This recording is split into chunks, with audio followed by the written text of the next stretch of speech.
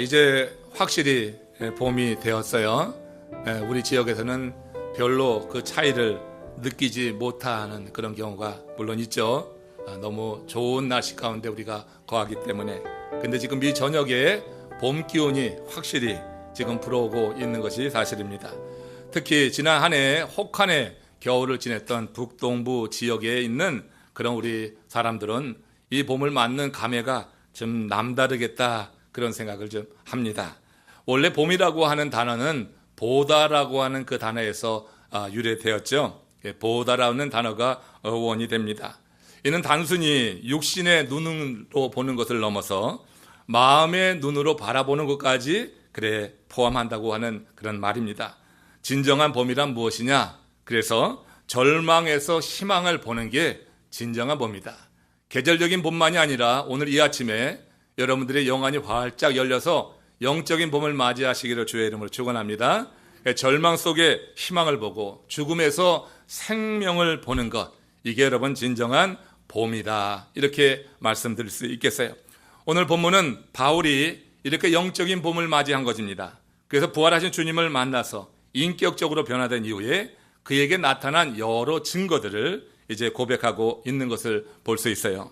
바울은 예수를 바로 알게 되면서 영적인 봄을 맞이하고 눈이 열리면서 이전에 자신을 그렇게 빛내 주었다고 여겼던 그 모든 것들에 대해서 보는 관점이 완전히 달라지고 있는 것을 빌립보서 3장 7절 8절에서 이렇게 고백합니다. 같이 합독하겠습니다. 무엇이든지 내게 유익하던 것을 내가 그리스도를 위하여 다 해로 여길 뿐더러 또한 모든 것을 해로 여김은 내 주 그리스도 예수를 아는 지식이 가장 고상하기 때문이라. 한마디로 주님 만나고 영적인 봄이 그에게 찾아왔습니다. 세상을 보는 관점이 달라진다고 하는 거예요. 우리가 영적으로 이 봄을 맞이할 때 나타난 특징이 바로 이것입니다. 보는 관점, 이것이 달라 보면서 세상의 가치관에 변화가 찾아들게 된다고 하는 거예요. 지금 이 바울은 그리스도를 아는 지식이 고상함으로 인해서 그것을 아는 것이 너무나 기쁘고 감사하고 그리스도를 알아감으로 말미암아서 이렇게 보는 그런 시각이 변화된 것을 고백하고 있어요. 우리가 여러분 이런 깨달음이 있게 될 때, 영적인 깨달음은 우리의 삶에 큰 변화, 정말 놀라운 변화를 가져올 수 있다고 하는 것을 이 말씀을 통해서 배우게 됩니다. 소설가 김홍신이라고 하는 분이 계십니다. 이분이 2009년에 인생 사용 설명서라고 하는 책을 이제 출간했는데 그 책에서 37년간 피워왔던 그 담배를 끊은 사연을 에피소드를 전하는 것을 좀 소개합니다. 그가 이 담배라고 하는 것이 이게 백해무익하고 또 폐암의 원인이라 된다고 하는 것을 알고 있었지만 글을 쓰다 보니까 이 담배 끊는 게 그렇게 쉽지 않았다고 하는 거예요. 그래서 그렇게 오랜 시월 이 담배를 피웠는데 어느 날 존경하는 한 어른이 선생님이 하신 말씀이 그 마음에 딱 남더라는 거예요. 그래서 끊게 되었다고 그렇게 글을 쓰고 있습니다. 무슨 말을 했냐면은 쥐도 쥐약인 줄 알면 먹지 않는데 사람은 쥐약인 줄 알면서도 먹는다, 그 말을 했는데 이 말을 듣고 자기가 쥐보다도 못하지 않나 하는 생각을 들어서 끊었다고 하는 거예요. 김홍신이 이 담배를 한순간에 끊자 주변 지인들이 한 목소리로 그런 말을 했답니다. 참 독한 사람이다. 37년을 담배 피웠으면 끊기가 얼마나 어려운지 해본 분들은 아실 거 아니에요. 최근에 담배 끊는 분이 계셔서 제가 더 이 말씀을 좀 전하는데 얼마나 감사한지 몰라요. 담배 피는 거 다 압니다. 여러분, 그런데 끊었다고 하는 소식 들으면 참 기뻐요. 자, 이렇게 여러분 정말로 독한 사람이라고 말을 들었는데 그 말을 듣고 그가 그 지인에게 한 말을 자기 책에 이렇게 쓰고 있어요. 독극물을 알고 삼키는 사람이 독한 사람이지 어찌 그걸 알고 버린 사람이 독한 사람입니까? 이래 말했다고 하는 거예요. 여러분, 사람이 자기에게 해로운 것이라고 하는 것을 확신하면 그것을 끊어내는 것은 너무나 당연하잖아요. 의사가 이거 당신 몸에 해로우니까 끊으세요 하면요, 그러면은 아무리 와이프가 뭐라고 해도 끊지 않고 자기 마음대로 하던 거 병원에 한번 가서 이 음식 먹으면 큰일 납니다 하면 대번에 그 음식 선도되지 않는 거 저 많이 보았습니다. 여러분, 그 의사의 권위, 그 말을 믿기 때문에 몸에 해로운 것은 끊어내는 거예요. 몸에 해롭다고 하는데 그걸 계속해서 자기가 흡입하고 먹는다고 하면 그건 참 어리석은 인생이 돼요. 여러분, 의사의 권위에도 그렇게 순종하고 따른다고 하면 우리가 정말로 하나님을 잘 섬기고 하나님의 백성으로서 하나님의 자녀로 삽니까? 하나님의 권위가 의사의 권위보다 못합니까?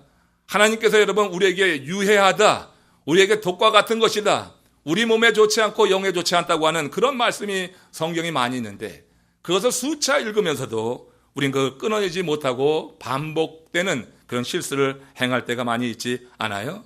그러나 여러분, 정말로 깨달음이 임하고 영적인 보험이 그 심령 가운데 찾아들면 단번에 바울처럼 그야말로 단번에 끊어내는 은혜를 하나님께서 우리에게 주실 줄로 믿습니다.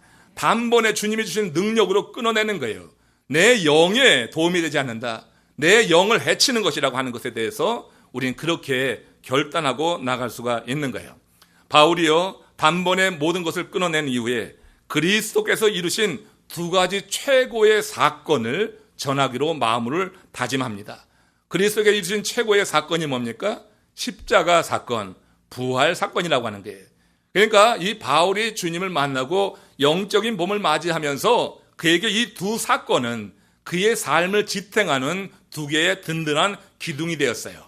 이 기둥 무너지면 죽는다, 이런 인식이 바울에게 있었던 거예요. 그래서 여러분, 그 십자가 사건과 이 부활 사건 전하는 것을 그의 전생애의 목적으로 알고 그렇게 달려갔던 이가 바로 바울이라고 하는 것입니다. 여러분, 깨달음, 특별히 영적인 깨달음, 이것이 우리 삶에 어떤 영향을 미치는지 우리가 이 바울의 삶을 통해서 배울 수 있어요. 세상 이치를 깨달아도 그 깨달음을 가지고 삶이 변화되더라고요. 논어에 보면은 조문도 석가 사이라고 하는 말이 있는데, 이게 여러분 아침에 도를 깨달으면은 저녁에 죽어도 좋다는 거 아니에요? 그러니까 깨달음이 내가 죽어도 좋을 만큼, 이 세상의 이치를 깨달아도 사람이 자기 생명을 걸 만큼 깨달음이라고 하는 것이 우리 인생에 그런 중요한 영향을 미친다고 하는 거예요. 여러분, 세상 사는 진리만 알아도 이런데 하늘 진리, 우리가 영원한 삶을 사는 영생의 진리를 깨닫게 되면 우리의 삶에 여러분 얼마나 큰 변화가 찾아들겠어요. 우리가 여러분 아침에 그 도를 깨달으면 저녁에 죽어도 좋다, 세상 사람들이 말하는데 우리는 정말 오전에 깨달으면 그 즉시 죽어도 좋다 하는 그런 마음으로 이 영적인 진리에 대한 소중함을 가지고 이 은혜를 깨닫게 하신 주님을 찬양하는 이 아침 되시기를 주님의 이름으로 축원합니다. 하나님께서 깨닫게 해주셔야 돼요. 그게 믿어지는 은혜가 하나님으로부터 내게 오는 거예요. 우리가 사모하는 것은 우리의 마음이지만 믿어지는 것은 하나님이 내게 주시는 선물이라고 하는 거예요. 그 선물로 이 사실이 믿어졌단 말이에요. 내가 깨달아졌다면은 깨닫는 즉시 우리 삶의 변화가 이루어질 수 있다고 하는 것을 여러분 우리는 말씀을 통해서 또 확인해 볼 수가 있어요. 이런 이야기 있습니다. 예수님을 따르던 제자들 중에 두 명이 예루살렘을 떠나서 엠마오로 내려가고 있었어요. 예수님이 십자가에 달리시고 그리고 이제 그 돌무덤에 안치된 이후에 이들은 소망이 없어졌어요. 예수님에 대한 소망이 더 이상 없었어요. 그리고 유대인들이 두려웠어요. 그래서 일부는 한쪽에 모여 있었지만 또 이렇게 자기의 고향으로 떠나는 그런 제자들도 있었어요. 그 중에 두 명이 엠마오로 내려가고 있었습니다. 이들은 그날 새벽에 무덤에 찾아갔던 여자들이 빈 무덤을 보았다고 하는 그 소문을 들었지만 믿지 않았어요. 그 소문이 분명히 있었음에도 믿지 않고 예루살렘을 떠나서 엠마오로 향해 내려가고 있었던 거예요. 그들은 예수의 부활에 대해서 아무런 기대를 하지 않았던 것입니다. 그래서 그들이 예루살렘에서 일어난 그 소문에 대해서 남 이야기하듯 폐잔병으로 정말 초췌한 모습으로 그렇게 얘기하면서 엠마오로 향해 내려가고 있었던 거예요. 그때 예수님께서 부활하신 그 몸으로 그들 가운데 호련히 나타나신 거예요. 어떤 한 장소에 모였을 때 문도 열지 않고 호련히 나타나신 것처럼 그들 가운데 호련히 나타나셔서 그들과 함께 걸어가시면서 던진 질문이 이거였어요. 누가복음 24장 17절에서 그들에게 이렇게 질문합니다. 같이 합독합니다. 너희가 길 가면서 서로 주고받고 하는 이야기가 무엇이냐? 자, 이 질문을 받고 슬픈 기색을 띤 이 두 명의 제자가 그 자리에 멈췄습니다. 그 둘 중에 한 명 글로바라 하는 이가 예수님께 그 질문에 이렇게 대답하며 반문합니다. 누가복음 24장 18절 같이 읽어요. 당신이 예루살렘에 체류하면서도 요즘 거기서 된 일을 혼자만 알지 못하느냐, 그 일을 모르느냐 하면서 이제 그들은 부활하신 예수님을 전혀 알아보지 못한 채 주님을 앞에 두고 예수님에 대해서 이야기하는 거예요. 지금 코미디 같은 일이 벌어지고 있는 거예요. 예수님이 앞에 있는데 그 예수에 대해서 이 두 명의 제자가 설명을 합니다. 무슨 설명이냐면 예수님이 대제사장들과 종교 지도자들에 의해서 십자가에 달려 죽으신 지 벌써 3일이 되었다고 하는 이야기를 전해주는 거예요. 아니, 그 당신 이야기인데 왜 몰라요? 근데 이 제자들은 전혀 알지 못하고 그 얘기를 합니다. 그들이 예수님의 제자였고 그들은 예수님을 이스라엘을 구원할 메시아로 기대했었다고 하는 그런 고백도 했어요.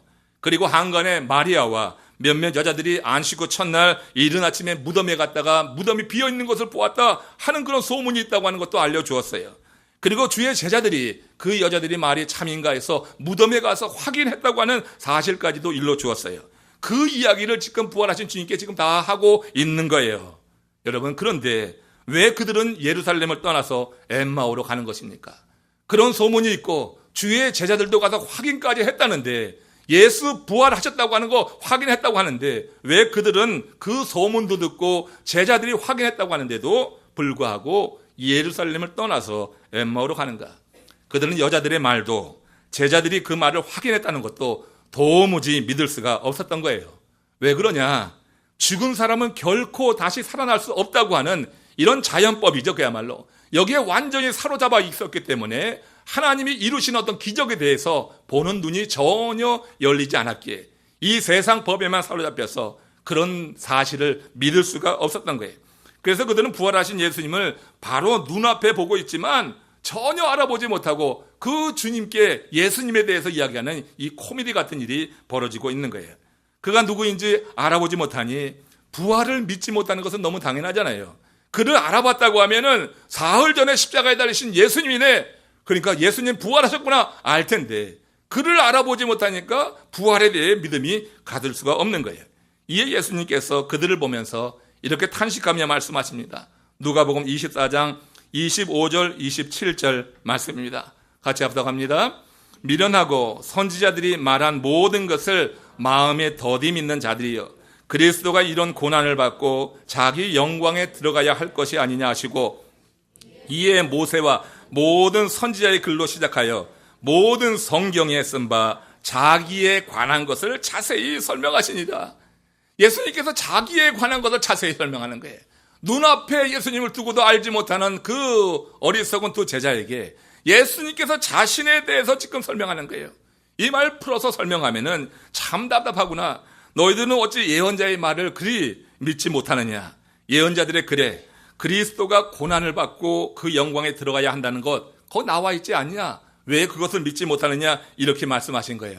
그러면서 그들의 믿음 없음을 탄식하셨지만, 그러나 그들에게 믿음을 심어주기 위해서, 현재는 믿음이 없어서 그렇게 엠마오로 자기 살 길 찾아서 나가고 있지만 그 제자들에 대해서 사랑을 가지고 그들에게 믿음을 심어주기 위해서 성경을 풀어주시는 거예요. 성경의 메시아와 관련된 모든 그런 내용들을 다 추려가지고 이 제자들에게 특강을 하고 있는 거예요. 도망치는 그들에게 나무라지 않고 예수가 누구인지, 메시아가 누구인지 그걸 지금 개별 레슨을 하고 있다고 하는 것입니다. 근데도 그 당시에 그들은 예수님이 하시는 말을 이해하지 못했어요. 그러나 예수님이 호련히 떠나시는 거예요. 호련히 임하셨던 것처럼 부활체의 몸으로 호련히 떠나신 거예요. 호련히 떠나는 그 순간에 그들이 이렇게 서로 말하는데 이 장면이 의미가 있어요. 누가복음 24장 32절 이 두 제자의 대화를 한번 들어봅시다. 시작. 그들이 서로 말하되 길에서 우리에게 말씀하시고 우리에게 성경을 풀어주실 때 우리 속에서 마음이 뜨겁지 아니하더냐. 우리 속에서 마음이 뜨겁지 아니하더냐. 우리 주님께서 그 구약에 있는 예언자의 말씀을 통하여서 메시아에 관한 그런 말씀을 설명해 주었는데 그 말을 우리에게 풀어주실 때 우리 속에 뜨거움이 있지 아니하더냐. 여러분, 내 마음이 뜨거워지는 것은 이건 여러분 뜨거운 음식 먹어서 뜨거워지는 게 아니라 하나님의 말씀이 우리 속에 들어와서 내 심령을 터치하고 이 말씀이 깨달아질 때 내 마음이 뜨거워지는 경험이 있는 줄로 믿습니다. 내 마음이 뜨거운 이 경험이 한 번은 있어야 돼요. 우리가 날마다 매 순간순간 예배할 때마다 성경 읽을 때마다 이 뜨거움은 없다 할지라도 여러분 평생에 살아가면서 정말 주의 말씀이 내 속에서 역사하시는구나, 하나님의 말씀이 내 심령을 터치하는구나, 우리에게 성경을 풀어주실 때 그때 우리 속에 마음이 뜨겁지 아니하더냐. 하나님의 말씀이 우리 속에서 역사할 때요, 이런 변화가 나타나는 거예요. 내 마음이 뜨겁다고 하는 것은 그 말씀이 이제는 어떻게 해요? 이 말씀이 믿어지는 거예요. 내 머리로 이해되는 게 아니에요. 믿음이라고 하는 것은 메시아가 어떻게 머리로 이해돼요? 이것은 믿어지는 거예요. 내 마음이 뜨거워질 때 그 말씀이 내 속에서 역사하면서 이제 이 메시아에 대해서 믿음이 내게 임하는 거예요. 말씀이 없이는 믿음을 가질 수가 없어요. 예수님을 만나서 특별히 이렇게 개인 레슨을 받으면서 그들은 구약에 나와 있는 여러 구절 속에서 예언자의 말씀 속에서 예고된 메시아에 관해서 직접 듣게 됐을 때 하나님의 말씀이 그 속에 남아서 그들 마음 가운데 이런 뜨거운 경험, 이 뜨거운 경험이 바로 깨닫는 순간이라고 하는 거예요. 내 마음에 뜨거움이 일어났다고 하는 것은 그 말씀이 믿어져서 이젠 깨닫는다고 하는 것이 되는 것입니다.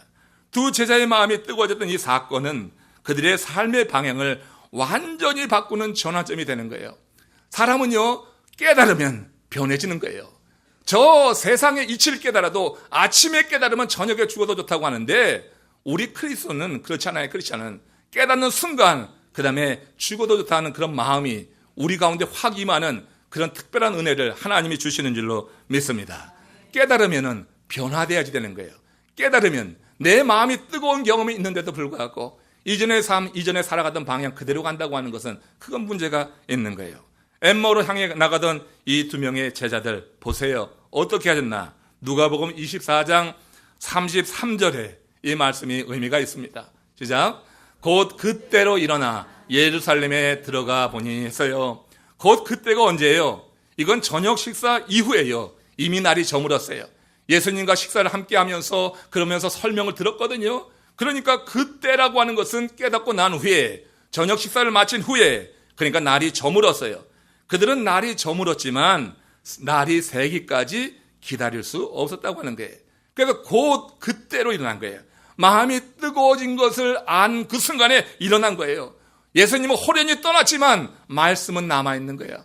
내가 육신의 눈으로 예수를 볼 수 없지만 예수의 말씀은 우리 가운데 남아있어야 될 줄로 믿습니다. 그 말씀이 남아있으면 내 마음이 뜨거워질 수 있는 거예요. 육신의 눈으로 지금 볼 수 없어요. 그러나 지금도 기록된 하나님의 말씀이 우리 마음에 남아있을 수 있는 거예요. 이 말씀이 내 심령을 터치했고 내 마음이 뜨거워지게 될 때 그때 여러분 즉각적인 변화가 나타나게 되는 거예요. 제자들은 기다릴 수 없었어요. 그때 기다려서 이제 날이 새면까지 이거 아니었어요. 아침에 깨닫고 저녁 때까지 기다리는 게 아니었어요.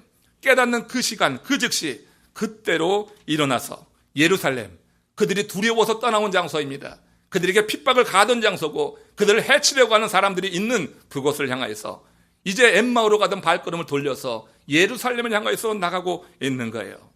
그 밤으로 예루살렘으로 돌아갔다 하는 것이에요. 여러분, 우리 크리스찬들은 정말 내 마음이 뜨거워지는 경험이 있을 때, 깨닫게 될 때 그 자리에서 일단 삶의 방향이 바뀌어야 될 줄로 믿습니다. 지금 여러분, 내가 어디에 있느냐보다 더 중요한 것은 내가 지금 어디를 바라보고 있느냐가 중요한 거예요. 이 제자들이 깨달았지만 여전히 엠마오 도상에 있는 거예요. 엠마오 도상에 있지만 이들이 지금 어떻게 해요? 돌아서서 이제 그들이 바라보는 것은 예루살렘이라고 하는 거예요. 내가 지금 혹시 엠마오 도상에 있을 수 있어요. 패배자로, 실패자로 내가 세상에 처해 있을 수 있어요. 그렇지만 여러분, 그 세상에 있느냐 없느냐가 중요한 것이 아니라 이 세상에서 내가 지금 어디를 바라보느냐가 더 중요한 줄로 믿습니다. 바라보는 대로 사람이 가기 때문에 그래요. 세상에 있으면서도 계속 세상만 쳐다보는 사람은 세상으로 가는 거예요. 그러나 세상에 있으면서 주를 바라보는 사람은 주께로 나가는 줄로 믿습니다. 날이 저물었어요. 지금 하룻밤 잘 수도 있어요. 그렇지만 그들은 날이 저물었는데 그때로 일어나서 예루살렘으로 돌아가다 그들의 삶의 방향이 그렇게 예루살렘을 향하여서 열려지는 것을 보게 돼요. 여러분, 생각해 보면은 우리들도 예수 믿고 난 후에 세상으로 향하던 발걸음 주께로 향하지 않았나요? 하나님 앞에 예배 나오는 것은 우연이 아닙니다. 여러분, 저는 늘 그렇게 강조하듯이 말합니다. 오늘 이 예배 나온 것이 우연히 나온 것이 아니에요. 하나님께서 여러분들을 이끄신 줄로 믿으시기를 바랍니다. 방문한 교회에 지역의 교회 나가는 거 우연히 나가는 게 아니에요. 하나님께서 이끄시는 것입니다. 그리고 하나님이 이끄신 예배에는 이 말씀을 들어야지 될 사람이 꼭 있다고 하는 거예요. 오늘 이 말씀, 내가 있는 그 삶의 현장에서 지금 방향을 바꿔야 될 분들이 있다고 하는 거예요. 이 말씀을 듣고 내 마음이 뜨거워졌으면 그 자리에서 그때로 일어나서 삶의 방향이라도 일단 틀어놓으시기 바랍니다. 여전히 내가 그 세상에 있지만 그런 삶의 방향만 틀어지면은 그 다음에 여러분 걸어가는 발걸음이 곧 주께로 나가는 것이고 세상을 벗어나서 주 안에 머무는 삶이 될 줄로 믿습니다. 우리가 여러분 그렇게 주의 은혜 안에서 세상으로 향하던 발걸음 이제 돌린 사람들이에요. 예전에 넓은 길로만 갔잖아요. 이제 우리도 좁은 길로 갈 줄 알아요. 이기적인 삶을 살았잖아요. 이제 남을 좀 더 생각하는 그런 삶이 되었어요. 삶의 방향이 바뀌었기 때문에 그런 거예요. 삶의 방향이 바뀌었기 때문에 내 가치관의 변화가 오면서 행동에 이런 변화가 나타나게 되는 거예요. 한순간의 깨달음이 우리 삶의 방향을 바꿀 수 있습니다. 하나님이 언제 여러분들 마음 가운데 이런 은혜를 주실지 모르는 거예요.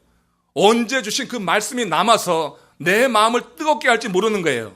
그러기에 여러분 예배에 참여하는 것을 게을리지 않기를 바랍니다. 예배에 나갈 때 그 예배 속에 어느 순간 하나님께서 내게 이런 깨달음과 뜨거움을 주실 수 있는지 우리는 상상할 수 없어요. 그러나 하나님이 우리를 생각하시고 우리에게 맞는 그 때를 택하셔서 이런 뜨거운 순간을 허락해 주신다고 하면 우리의 삶의 방향도 그때부터 바뀌어 나가는 줄로 믿습니다. 바울이 그렇게 살았어요. 빌립보서 3장 12절에서 그의 삶이 이렇게 방향을 틀고 있습니다. 시작. 내가 이미 얻었다 함도 아니요 온전히 이루었다 함도 아니라 오직 내가 그리스도 예수께 잡힌 바 된 그것을 잡으려고 달려가노라. 바울도요, 그 다메섹 도상에서 예수님 만난 다음에요, 삶의 방향이 바뀐 거잖아요. 삶의 방향이 바뀐 것이지 온전히 이루었다고 절대 말할 수 없었어요. 우리도 삶의 방향이 바뀐 것뿐이지 어떻게 온전히 이루었다고 우리가 감히 말할 수 있어요. 우리 현실의 삶, 내 마음속의 상태, 내가 생각하는 것을 보면 이게 변한 것인지 아닌지 잘 구분이 안 될 때가 있어요. 우린 여러분 이미 얻었다 함도 아니다, 온전히 이루었다 함도 아니다. 이 바울의 고백이 우리의 고백이에요.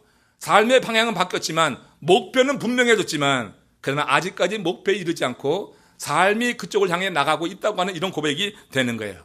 오직 내가 그리스도 예수께 잡힌 바 된 그것을 잡으려고 어떻게 해요? 지금 달려간다고 하는 거예요. 여러분 우리도 방향은 바뀌었는데 우리의 걸음폭은 굉장히 좁을 수가 있어요. 그런데 바울은 어떻게 지금 달려가는 거야? 여기에 차이가 있는 거예요. 우리는 간을 봐. 이것저것 아직도 생각이 많아. 세상에 취해서. 그래가지고 아직까지 방향은 바뀌었는데 걸음걸이가 쟁걸음이 아니요. 자, 그 느린 거북이 걸음으로 이렇게 바꾸고 있어요. 그러니까 자기가 변한 걸 잘 몰라. 그러나 달려가는 사람은 분명히 알아요. 달려가는 사람은 압니다. 바울, 그가 달려가는 사람이었어요. 이미 얻었다고 말하지 않았어요. 온전히 이루었다고 교만스럽게 말하지 않았어요. 그러나 그는 예수께 잡힌 바 된 그것, 그 부활 생명입니다. 이거 받고 마음의 기쁨과 평강과 자유를 누리면서 이제 그거 잡으려고 계속해서 그 방향으로 달려간다고 하는 거예요. 여러분 바울은 그것을 이미 경험한 사람입니다. 그러나 계속 그것을 붙잡고 달려간다고 지금 말하고 있어요. 언제 경험했어요? 30년 전에, 이 글 쓰기 30년 전에 다메섹에서 주님 만나면서 그것 얻고 맛을 봤어요. 영적인 봄이 그에게 찾아왔어요. 보이는 게 틀려졌어요. 느끼는 게 틀려졌어요. 기쁨이 있고 평강이 있고 자유가 그 안에 있었어요. 30년 전에 경험한 거예요. 그러나 30년 지나면서 그가 결심한 대로 십자가와 부활만 전하면서 전도 여행 다녔지만 그러나 30년이 지난 지금도 여전히 그것을 붙잡으려고 나간다고 하는 거예요. 온전히 이루었다 함이 아니다. 이미 얻었다 함도 아니다. 내가 예수 그리스도께 붙잡힌 바 된 그것을 잡으려고 나는 지금도 달려간다. 여러분 우리의 생명이 끝날 때까지, 우리의 목숨이 이 생명이 맞춰질 때까지, 그때까지 우리는 온전히 잡을 수 없어요. 다만 방향을 그렇게 정하고 글로 달려가는 거예요. 하나님께서 정한 때 우리를 불러가실 때, 하나님의 부름이 있게 될 때, 그때야 비로소 온전히 이루는 그런 순간을 하나님이 허락하시는 줄로 믿습니다. 우리가 달려가는 그 과정을 가리켜서 늘 말씀드린 이것이 성화라고 하는 거예요. Sanctification. 우리가 이 과정에 있는 것이 바로 그 성화예요. 우리가 할 일은 그것을 잡으려고 돌아가는 건데 달려가는 과정이 성화되는 그런 과정이다. 우리는 하나님의 은혜로 믿음으로 구원을 받았습니다. 그 구원은 법적으로 완전한 거예요. 우리는 구원 얻었습니다. 그래서 사망에서 생명으로 이미 옮겼습니다, 내용이. 그러나 육신으로 살아있는 지금 우리들은 그 옮겨진 그 장소를 바라보면서 지금 그 부활의 영광, 부활의 생명 얻기 위해서 그 방향으로 우리는 지금 달려가는 것뿐이라고 하는 거예요.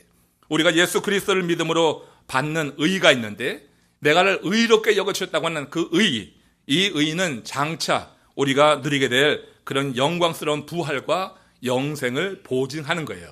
그래서 칭의, 우리를 의롭게 보시는 우리 하나님께서 그 영광스러운 부활과 영생을 보증하시면서 우리가 그 길로 달려나갈 때, 성화의 과정을 통해서 그 표대를 향해 달려나갈 때 우리의 삶을 지키시고 도우시고 우리라고 지치지 않고 넘어졌을 때 이렇게 세우시면서 그 방향으로 쭉 달려가게 하시는 줄로 믿습니다. 그러나 우리는 그날을 이제 위해서 지금 이 성화의 삶, 그래서 우리도 바울처럼 우리가 지금 달려가는 게 거북이 걸음 같다 할지라도 여러분 중단하지 마십시오. 거북이 걸음 같아서 변화가 되고 있는 건가? 어제나 오늘이나 똑같은 것 같은데 아니에요. 저는 생각이 그래요. 예배에 나올 수만 있다고 하면, 우리가 예배에 대해서 정말 소중히 여긴다고 하면 여러분 거북이 걸음이라도 지금 나가고 있는 거예요. 말씀 언제 듣겠어요? 지금 이 시간 세상에 있으면 무슨 얘기 듣겠어요? 뭘 보겠어요? 오늘 우리를 이곳으로 인도해 주신 주님을 찬양하시길 바랍니다.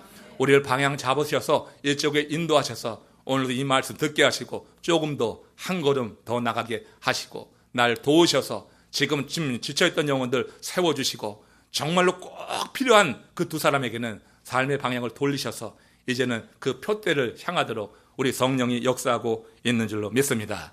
여기에서 이제 빌립보서 3장 13절 14절을 봐야 될 거예요. 다시 한번 거듭 강조하면서 바울이 말씀하는 내용입니다. 같이 읽습니다. 형제들아, 나는 아직 내가 잡은 줄로 여기지 아니하고 오직 한 일, 즉 뒤에 있는 것을 다 잊어버리고 앞에 있는 것을 잡으려고 표대를 향하여 그리스도 예수 안에서 하나님이 위에서 부르신 부름의 상을 위하여 달려가느라 그랬어요. 다시 한번 거듭 강조하는 거예요. 나는 잡은 줄로 여기지 않는다. 잡은 줄로 여기지 않아. 온전히 이루지 않았다고 하는 거 다시 한번 강조하는 거잖아요. 그리고 오직 한 일.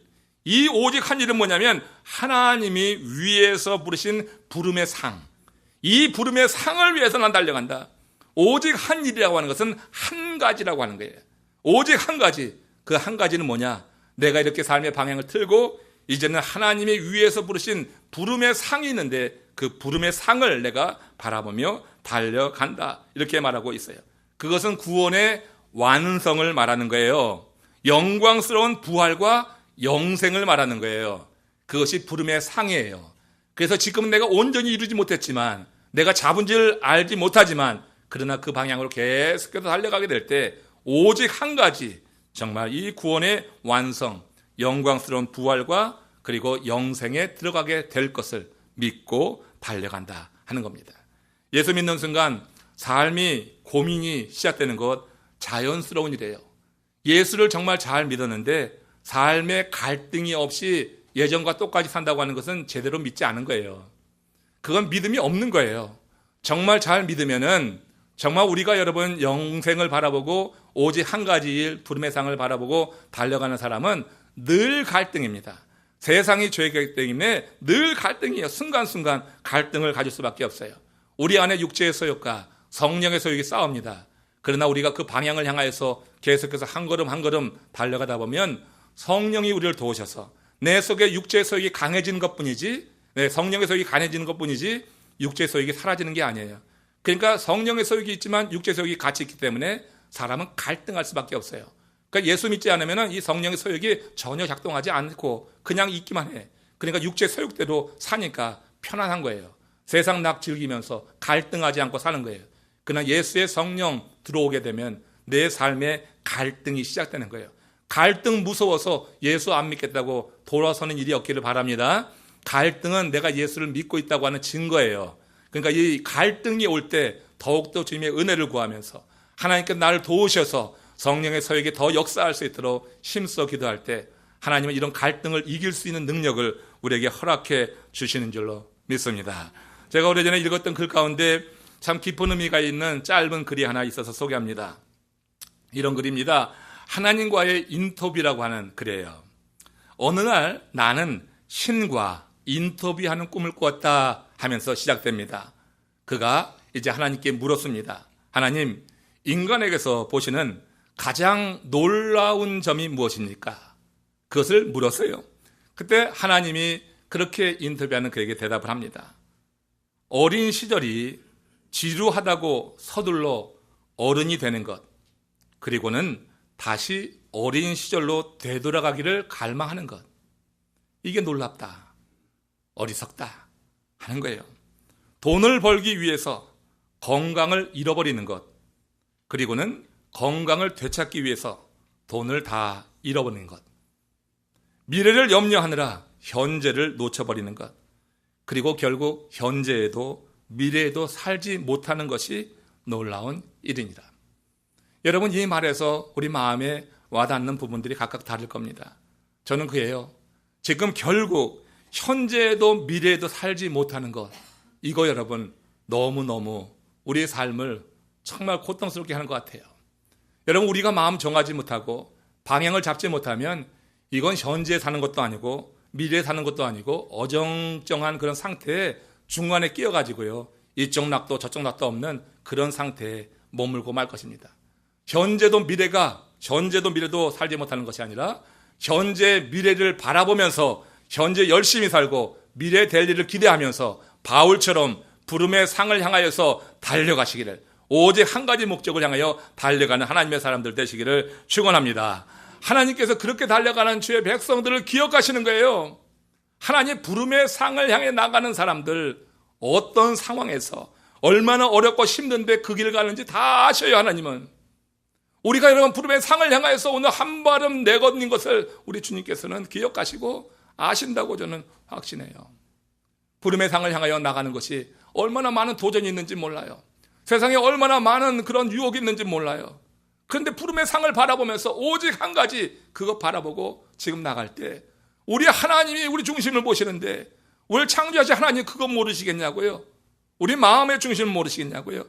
그러니까 하나님은 아시는 거예요. 나는 이렇게 힘들게 나가는데 하나님이 안 계신 것 같아, 하나님 날 잊은 것 같아 하는 그런 순간에도 우리 하나님께서는 분명히 내 삶의 방향만 그렇게 바뀌어 있다고 하면 거북이 걸음으로 나간다 할지라도 늘 우리를 당신의 은혜 안에 두려고 우리를 지키시는 줄로 믿습니다. 성도는요, 잘한 일이든지 못한 일이든지 간에 과거에 너무 집착하는 것은 좋지 않습니다. 지금 이 바울이 위에서 부르신 부름의 상을 위해서 달려가노라고 하면서 뒤에 있는 것은 다 잊어버리겠다 이렇게 말했어요. 뒤에 있는 것이 뭐냐? 예수 만나기 전에, 크리스천이 되기 전에 그때 있었던 과거의 삶을 말하는 거예요. 바울의 삶, 뒤에 있는 것을 볼 때 바울은 많은 성공을 이룬 사람이에요. 또 많은 좌절도 있는 그런 인생을 살았을 것입니다. 그러니까 뒤에 있는 것이 잘한 일이든지 실패한 일이든지 그 과거에 머물지 않겠다, 과거에 집착하지 않겠다고 하는 거예요. 이게 대단히 중요한 거예요. 우리의 신앙이 여러분 이렇게 쭉 성장해 나가려고 하면은 과거에 집착하는 것을 먼저 우리가 떨어져 나와야 될 줄로 믿습니다. 그 바울이 위에서 부르신 상을 바라보니까 이제 과거의 것에 내가 머물지 않겠다. 여러분, 성도는 잘한 일이든지 못한 일이든지 과거에 너무 집착하면 그런 믿음의 성장이 없다. 과거에 잘한 일에 집착하면 사람이 교만해지는 거예요. 과거에 잘한 일이 있잖아요. 우리가 이룬 성취가 있잖아요. 내가 이룬 어떤 업적이 있잖아요. 그 과거에 잘한 일에 머물면 사람이 교만해져요. 정말 교만해져요. 반면에 과거에 못한 일, 실패한 거 있잖아요. 여러 면의 실패가 있잖아요. 거기에 집착하게 되면 사람이 열등해지는 거예요. 그래서 오늘 살면서 현재도 미래도 아닌 어중중한 상태에서 그렇게 여러분 시간만 낭비하게 되는 것입니다. 지난 과거는 잘했든 못했든 과거입니다. 흘러간 물이라고 하는 거예요. 믿는 사람들은 믿는 그 시간 그때로부터 인해서 과거에 집착하지 않고 과거는 잊어버리고 미래를 향하여 달려가는 그런 사람인 줄로 믿습니다. 그러니까 여러분 미래를 바라보고 나가야지 과거에 잘한 것만 그것만 계속 되뇌이면서 내가 현재 입장에서 받지 못하는 어떤 영광이나 사람들의 관심이나 그런 칭찬에 대해서 우리가 갈망하면서 힘들어하는 영혼들, 여러분 미래를 향해 나갈 수가 없는 거예요. 과거에 실패한 점에 머물러서 열등감에 사로잡히는데 어떻게 하나님의 일을 꿈꾸고 나가겠어요? 우리가 여러분 영적인 봄이 와서 눈이 열리게 되면 세상 것에 대해서 우리가 초월하는 은혜를 하나님 우리가 주신 증거로 나타나기 때문에 과거에 잘한 것, 못한 것 잃어버리고 앞에 있는 부름의 상을 향하여서 달려나가는 하나님의 사람이 될 줄로 믿어요. 그러기에 여러분, 우리가 이렇게 이제 그 과거에 집착하려고 하지 말고 흘려보내자. 지나간 것은 지나간 대로, 그런 의미가 있죠. 우리 다 함께 노래합시다. 후회 없이 꿈을 꾸었다 말해요. 걱정하지 말아요라고 하는 가사의 일부예요. 지나간 것은 지나간 대로 이러잖아요. 그것은 여러분 그냥 의미가 있어요. 잘한 일이든지 못한 일이든지 그 나름대로 의미가 있다고 하는 것으로 끝내. 그리고 어떻게 후회 없이 꿈을 꿨다. 그러나 지금부터 나의 삶은 이 부름의 상을 바라보면서 나가는 그런 전진하는 삶이 될 때 그 삶의 의미가 더해지는 줄로 믿습니다. 끝으로 한 가지 말씀 나누면서 오늘 말씀 한번 정리해 보겠어요. 우리 하나님이 어떤 분인가 여기에 대해서 생각하게 하는 아주 감동적인 이야기입니다. 한 간호사가 경험한 이야기입니다. 이 간호사가 어느 날 몹시 바쁜 아침이었는데 한 노년의 신사가 엄지손가락을 급히 치료하기 위해서 응급실로 들어왔습니다. 이 신사는 아침 9시에 약속이 있다면서 빨리 치료를 해달라고 성화를 대는 거였어요. 이 간호사가 도대체 어디를 가시는데 그렇게 바삐 가셔야지 되냐고 물었습니다. 이 신사는 그때 아내가 나와 함께 아침 식사를 하기 위해서 기다리고 있는데 아내가 있는 요양원에 가야지 된다, 이렇게 대답을 한 거예요. 간호사가 부인의 건강에 대해서 물었습니다. 그래야 이 노년의 신사가 자기 아내가 오랜 동안 치매에 걸려서 지금은 남편 자신도 알아보지 못하는 상태다, 이렇게 대답을 했어요. 그러자 이 간호사가 뭐라고 하냐면, 그렇다면 천천히 가셔도 되지 않겠어요? 어차피 선생님을 알아보지도 못할 텐데 뭐 그렇게 서둘러 가시려고 해요, 하면서 말했어요. 그때 노 신사가 간호사를 보고 하는 대답이 그런 거였습니다. 내 아내는 나를 알아보지 못하지만 나는 아내를 알아볼 수 있으니까요. 내 아내는 나를 잊어버리는 그런 상태에 있지만 나는 지금도 아내를 알아볼 수 있고 기억하니까. 여러분, 이 감동적인 이야기를 읽는데 가슴이 뭉클해지면서 나도 몰래 아버지 하는 그런 외마디가 나왔어요. 내가 하나님을 알아보지 못하는 그런 순간이 된다 할지라도, 혹은 내가 잘못된 길로 가면서 하나님을 잠시 잊는다 할지라도 언제나 하나님은 나를 알아보실 것이라고 하는 그런 믿음이 확 들어오는 거예요. 우리 하나님, 여러분, 우리 주님을 향하여서 방향 정하고 정말 거루무기 걸음처럼 별로 변화가 없는 것 같지만은 그런 상태에서라도 주를 향해 나가는 사람을, 나는 하나님을 혹시 잊어버리는 순간들이 있다 할지라도 하나님은 절대 우리를 잊지 않으신 줄로 믿습니다. 나를 알아보시는 그 주님이 나의 하나님이라고 하는 것, 이거 얼마나 좋아요. 우리가 모든 집착을 벗어내고 부름의 상만 바라보고 달려가는 모든 일을 하나님은 알아보십니다. 부름의 상을 바라보며 오늘 힘겼지만 그래도 다시 한번 예배를 하려고, 주님 앞에 헌신하려고 서 있는 우리를 하나님은 아시는 거예요. 하나님을 알아보지 못한다고 두려워하지 마십시오. 하나님은 우리를 아셔서 우리로 사망의 골짜기에서 건져내셔서 다시 푸른 초장으로 쉴만한 물가로 안전하게 우리를 이끄실 것을 믿습니다.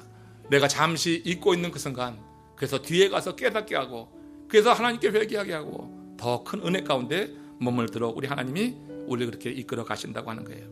어릴 때는 내게 없는 것 또래 친구가 가지고 있으면 좀 부럽기도 했어요. 그러나 그것 가지고 염려하지는 않았습니다. 지금 없으면 나중에 가지면 되지 한다는 그런 생각이 있었기 때문에 그래요. 그런 나이 들어가면서 생각이 바뀝니다. 세상 일이라고 하는 것이 그렇지 않을 수 있겠구나. 지금 없는 것이 영원히 없을 수 있겠다. 이대로 살다가 죽을 수도 있겠구나 하는 그런 생각을 하게 됩니다. 생각이 바뀝니다. 세상 것, 지금 갖지 못한 것 갖지 못하고 그렇게 갈 수 있어요. 여러분, 믿음이라고 하는 것이 그렇습니다. 이게 지금 없더라도 나중에 형편이 나아지고 마음 한번 잘 먹으면 쉽게 가질 수 있는 그런 게 아니에요. 십자가상의 두 강도 가운데 마지막 순간에 낙원의 주님과 함께 잃었던 강도 생각하면서 나도 그러면 되지 뭐, 아니란 마음 일찍 접으시기 바랍니다. 그것은 요행을 바라는 심보입니다. 믿음 생활 끝까지 거 지금 못하면 나중에 하면 되지 하는 생각은 분명히 사단이 주는 그런 생각이에요. 왜? 시간은 절대로 나의 것이 아닌 겁니다. 시간의 주권자는 하나님이십니다. 내가 시간을 마음대로 늘리고 줄일 수 있다고 생각하는 것은 오만한 일입니다. 지금 제대로 믿지 않으면 나중이 없을 수 있어요. 제 가장 친한 친구 아버지에게 제가 신학교에 들어가서 가장 먼저 전도한 적이 있어요. 하나의 사업을 크게 하시는 분이었는데 제가 어려서부터 그 친구 오랜 동안 왕래하면서 아버지도 잘 알고 있었어요. 그 아버지에게 복음을 전하고 믿으시라고 했어요. 근데 그 아버지 하는 이야기가 이 다음에 나이 들어서 할 일 없으면 그때 운동 삼아서 교회 갈게. 그렇게 대답하셨어요. 그러나 그분이 할 일 없기 전에 하나님께서 데려가셨어요. 시간은 나에게 내 마음대로 늘리고 줄이고 내 마음대로 할 수 있는 것이 아닙니다. 시간은 우리의 것이 아닙니다. 그럼 우리 성도는 오늘도 내일도 오직 한 일, 구원받았다고 하면 하나님의 사람이라고 하면 그 부름의 상을 바라보면서 오늘 그 방향으로 향하여서 달려가든 걸어가든 거북이처럼 느릿느릿 가든 그 방향에서 절대 이탈하지 않고 좌로 우로 치우치지 않고 그 방향을 향하여서 끝까지 달려가야 될 줄로 믿습니다. 오직 한 가지 이 일을 기억하시면서 부활 이후 첫 번째 주간 맞이하는 여러분들이 더욱더 신실하게 주님 앞에 서시기를 주의 이름으로 축원합니다. 고개 숙여서 한번 기도합시다. 하나님은 내가 오늘 우리 가운데 어떻게 임했습니까? 내 마음에 뜨거움으로 찾아옵니까? 주의 말씀 들을 때 내 마음에 뜨거움이 있다. 그 순간 우리 하나님께서 보기 원하시는 삶의 변화가 있는 것을 아십시오. 오직 한 가지 그거 붙잡기 위해서 부름의 상을 바라보며 달려가느라 모든 많은 것을 이루었던 바울이 그 모든 것을 해로 여기면서 내려놓고 오직 한 가지 그것 바라보고 나가겠다 고백했던 그의 고백이 오늘 우리의 고백이 되고 하나님께서 우리를 기억하시고 아시는 그런 삶으로 누려지길 원합니다. 다 같이 합심으로 기도하시겠습니다. 자비하신 하나님 감사합니다.